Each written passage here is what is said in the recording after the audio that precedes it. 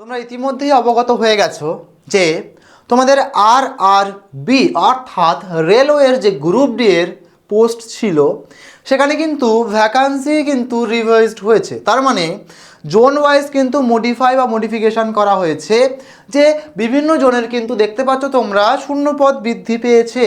তো কত শূন্য পদ বাড়লো আর কোন জোনেই বা কত, আমাদের কলকাতা জোনে কত শূন্য পদ, সমস্ত নিয়ে আলোচনা করব আজকের এই ভিডিওতে। তো সবাইকে ওয়েলকাম টু BSSEI কম্পিটিটিভ।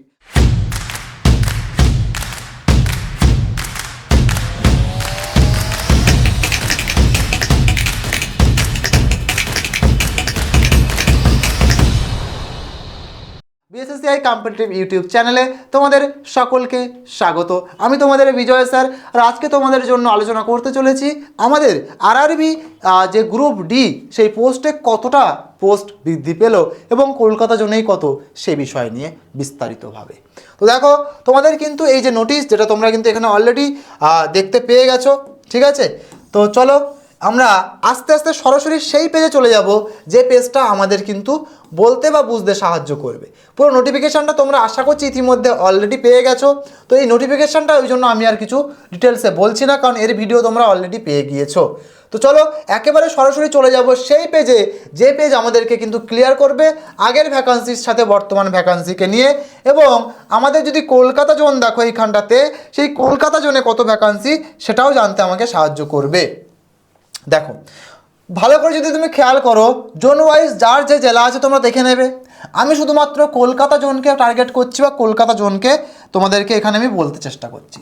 তাহলে ইস্টার্ন রেলওয়ে অর্থাৎ কলকাতা জোন অথবা মেট্রো কলকাতার মধ্যে দিয়ে তুমি দেখতে পাবে 1060টা কিন্তু তোমার পোস্ট হয়েছে, অর্থাৎ বৃদ্ধি পেয়ে হয়েছে 1060টা। টোটাল ভ্যাকান্সি তুমি দেখতে পাবে 22,082টা। বলবে স্যার তাহলে আগে কত ছিল? আগে তোমার এর আগে অর্থাৎ রিভাইজড হওয়ার আগে ছিল 21,997টি, 21,997টি। তো সেটাই বেড়ে হয়েছে আমাদের 22,082টি। অর্থাৎ তোমরা বুঝতেই পারছো, যেটুকু বেড়েছে সেটুকু হলেও RRB কিন্তু বাড়িয়েছে এবং আমাদের কলকাতা জোনেও কিন্তু বেড়েছে। ঠিক কিনা বলো? তাহলে এখান থেকে আমরা কিন্তু পরিষ্কার বুঝতে পারলাম যে আমাদের কলকাতা জোনে বেড়ে গেছে। এবার তোমরা হয়তো বলবে স্যার কোনটাতে কত বাড়লো একটুখানি বলুন। প্রথমে তোমরা দেখে নাও, এ মাথারটা ST, এটা SC, এটা ST, UR, OBC এবং পরপর চলছে আমাদের EWS। তাহলে প্রথমে SC ST। তাহলে তুমি যদি ভালো করে একটুখানি খেয়াল করো, কলকাতা জোনে SCদের 155টা পোস্ট, STদের 114টা পোস্ট। তারপর তুমি কি দেখেছিলে? SC ST OBC, তাই না? তাই তো? তাহলে OBCদের দেখতে পাচ্ছ 47, আরেকবার না হলে দেখে নাও। ST SCর পরে UR ছিল, রাদার UR তারপরে OBC, তাহলে UR তারপরে OBC। দেখো তাহলে এখানটায় দেখতে পাচ্ছি এটা আমাদের SC, আমি লিখে দিচ্ছি, এটা ST, এটা তুমি দেখতে পাচ্ছ UR, এবং এটা দেখতে পাচ্ছ তুমি কাদের? এটা দেখতে পাচ্ছ তোমার OBC, এবং এটা EWS। তাহলে তুমি যদি ভালো করে খেয়াল করো কলকাতা জোনের দিকে, সেখানে তোমার SCদের জন্য 155টা আছে পোস্ট, 114টা আছে STদের জন্য, URদের জন্য থাকছে বা জেনারেলদের জন্য 471টা, 296টা থাকছে OBCদের জন্য, EWSের জন্য থাকছে 137টা, এবং সব মিলিয়ে টোটাল 1060টা কিন্তু পোস্ট এখানে তুমি দেখতে পাচ্ছ।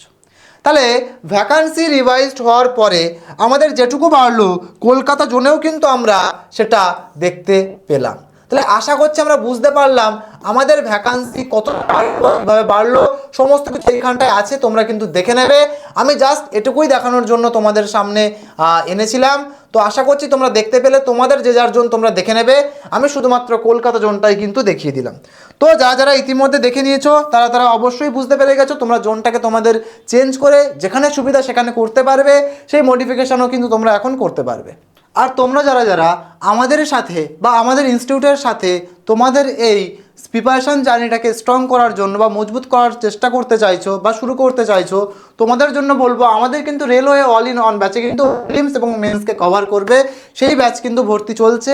তো তোমরা যারা এখনও ভর্তি হওনি বা তোমরা চাইছো একটা জায়গা যেখানে তোমাদের প্রিপারেশন জার্নিটাকে সবচেয়ে বেশি মজবুত করতে পারবে পরীক্ষার আগে, তো সেই জায়গায় কিন্তু তোমাদেরকে বলতে হবে। তার জন্য তোমাদের সিলেকশন পাওয়ার জন্যই প্রিপারেশন টু সিলেকশন পর্যন্ত কিন্তু আমাদের এই ব্যাচ, ঠিক আছে?